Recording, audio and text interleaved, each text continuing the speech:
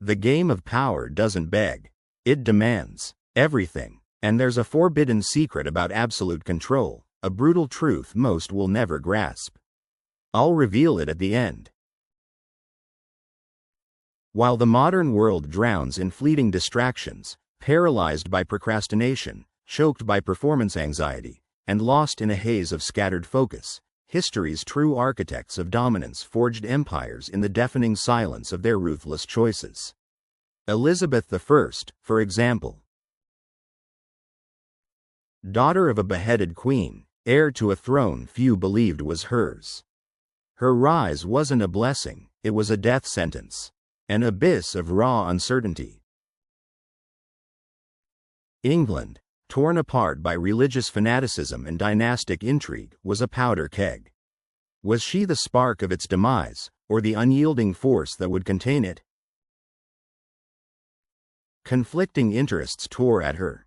Catholics versus Protestants, France versus Spain. With every sunrise, a new conspiracy festered in the palace shadows, waiting to strike. Elizabeth understood early. The crown wasn't an adornment, it was a burden. An armor forged in brutal solitude, sustained by an unyielding will. Her legitimacy was constantly questioned. Her gender, an anathema in a world dominated by men. Every step was a tightrope walk over a chasm. One misstep meant annihilation. But where others saw weakness, she saw strategic leverage. The art of ambiguity, the mastery of calculated hesitation. Her delays weren't indecision, they were lethal maneuvers. To marry or not to marry? A question that tormented Europe. She twisted it into her most potent weapon, an eternally suspended promise, manipulating alliances, holding kings by a thread. Every suitor, a pawn. Every negotiation, a brutal test. She wouldn't sell herself, but she'd sell the illusion of herself to maintain the precarious balance of power. Internally, the threat was visceral. Mary, Queen of Scots. A Catholic queen, a beacon for dissidents, a viper nested in the heart of England, poised to strike. Elizabeth knew the venom of betrayal. She had felt its bite in her own flesh.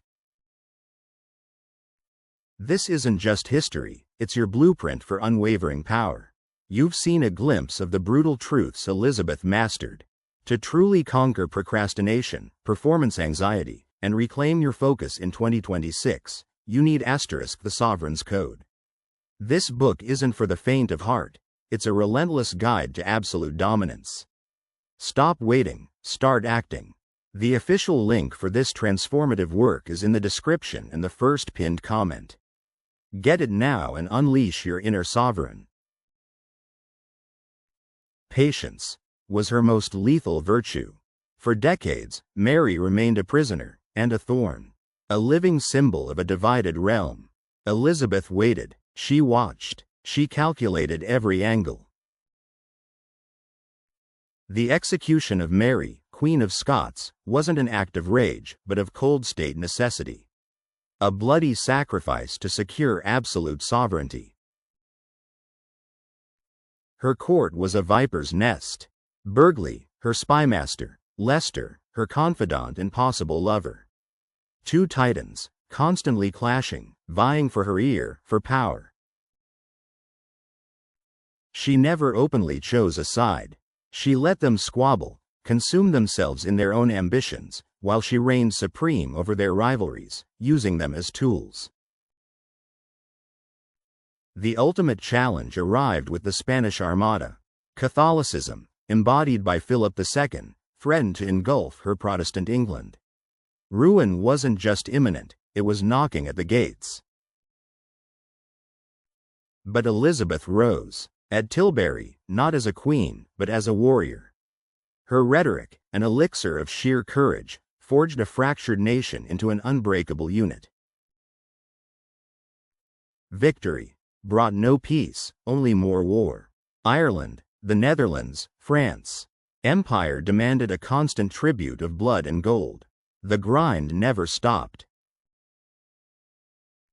With time, The solitude of the throne corroded her very soul.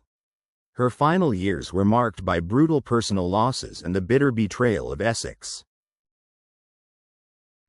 Her favorite, Robert Devereux, Earl of Essex, a man she once loved, dared to challenge her absolute authority. The coup was crushed with the same calculated, icy ruthlessness. Essex's head rolled. Love, affection, sentimentality. These were luxuries a true sovereign could not afford. Not in a game of power so utterly brutal. Elizabeth I didn't just govern, she embodied relentless resilience. She forged a golden age not through peace, but through the ruthless, unwavering management of perpetual conflict. Her life is a masterclass in sovereignty. A brutal manual on how to balance the multiple, ravenous appetites of a nation without ever surrendering your gravitational center. It's about maintaining alpha control. The lesson is clear, and it's your only path to dominance. Power isn't about avoiding conflict, it's about mastering it. It's about using every knife pointed at you as a sculpting tool to carve your empire. The weak seek peace. The strong demand stability, even if achieving it means plunging headfirst into the abyss of perpetual war, an endless grind for control. Do you have the stomach for the raw truth? For the choices that tear you apart, but ultimately forge empires, elevate your status, and crush your competition? If you understand that true dominance lies in the ruthless mastery of conflicting interests, not in their denial, if you're ready to stop procrastinating and act, then Atheneum's Substack is your next strategic move. Comment, dominate, if you survived this far. Join those who don't fear the truth. Join those who take control.